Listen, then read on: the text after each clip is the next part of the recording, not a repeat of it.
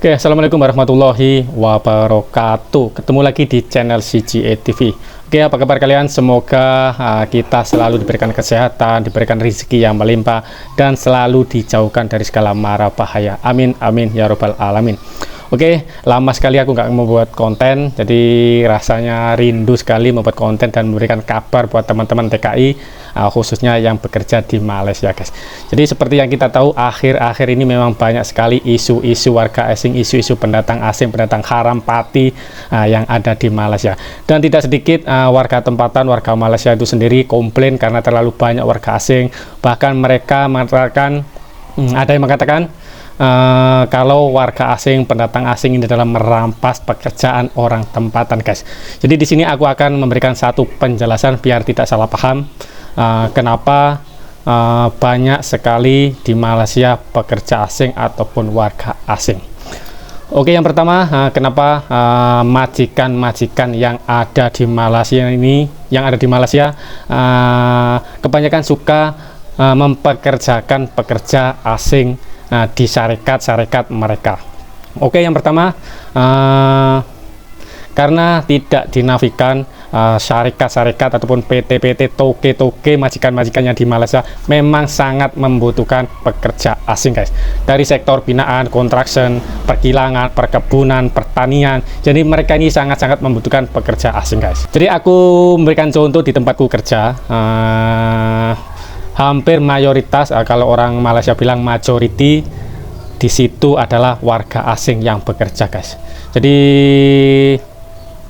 aku sendiri nggak tahu kenapa seakan-akan di tempat kerja syarikat-syarikat di Malaysia sangat-sangat bergantung kepada warga asing.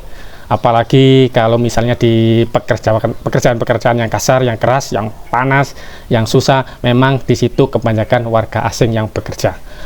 Dan di sini aku tidak mengatakan kalau warga tempatan, orang Malaysia nggak mau bekerja di pekerjaan-pekerjaan yang kasar, tapi faktanya banyak sekali di tempat-tempat yang perkilangan, di bangunan itu adalah banyak pekerja-pekerja dari luar ataupun warga asing, guys. Dan di tempatku kerja dulu, aku akan cerita di tempatku kerja dulu, setiap tahun biasanya ada apprentice ataupun praktikal. Kalau di Indonesia mungkin lebih kurang seperti magang, guys.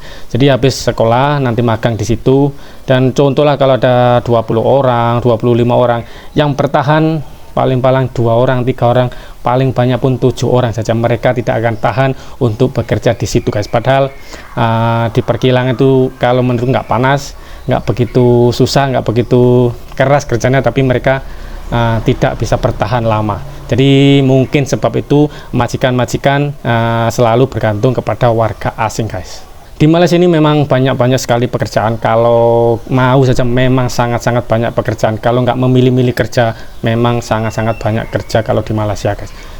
Ada isu-isu yang mengatakan kalau warga asing menyerobot ataupun merampas pekerjaan orang tempatan. Aku rasa enggak. Kalau orang tempatan mau, banyak sekali pekerjaan-pekerjaan yang ada di Malaysia. Jadi nggak diambil warga asing atau enggak.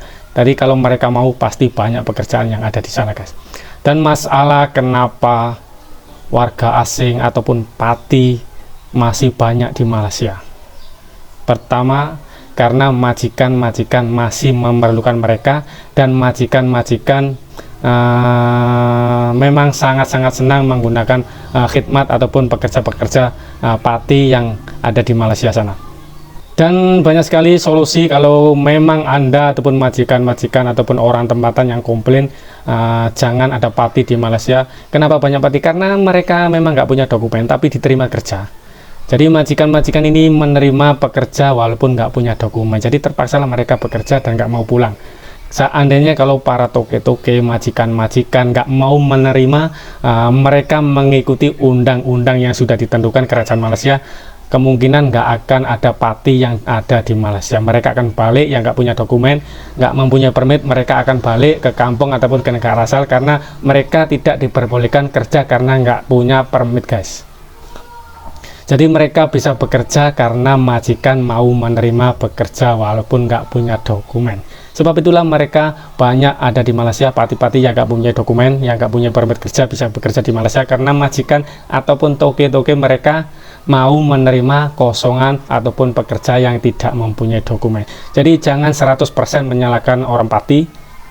salahkan juga majikan-majikan ataupun orang Malaysia sendiri yang mau menerima mereka walaupun mereka tidak mempunyai dokumen, guys. Jadi jangan sekali-kali warga asing ini warga asing itu nggak punya dokumen pati tapi bisa masuk ke Malaysia, bisa bekerja.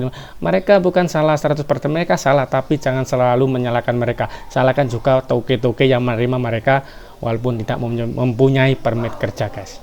Jadi semoga tidak salah paham.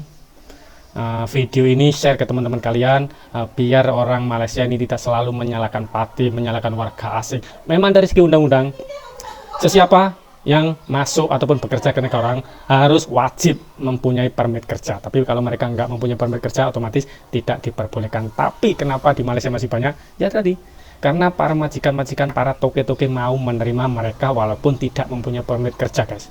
Dan ada di videoku, aku mereaksi satu perkataan orang Malaysia.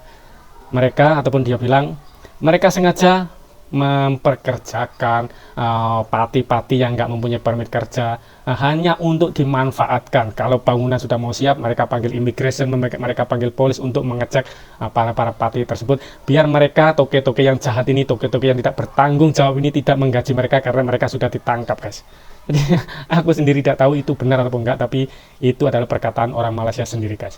Sekali lagi aku sarankan buat teman-teman yang mau masuk ke Malaysia, masuklah secara resmi, ikut PT-PT yang sudah dianjurkan, sudah diberi kepada kerajaan Indonesia, pemerintah Indonesia, biar kalian di sana tidak dikejar-kejar polis Malaysia, tidak dikejar-kejar immigration Malaysia. Jadi masuklah secara resmi dan bekerjalah secara resmi biar kalian tenang di sana. Oke, semoga video ini bermanfaat dan share kepada teman-teman kalian biar mereka yang tidak tahu masalah ini bisa tahu dan bisa berpikir 2-3 kali untuk masuk ke Malaysia, biar jadi nggak kosongan masuk nanti kena tipu agent, kena tipu toke-toke katanya bisa membuat permit, kalau malah masuk melalui melancong lah itulah. Jadi jangan sekali-sekali kena tipu agent-agent yang tidak bertanggung jawab. Oke.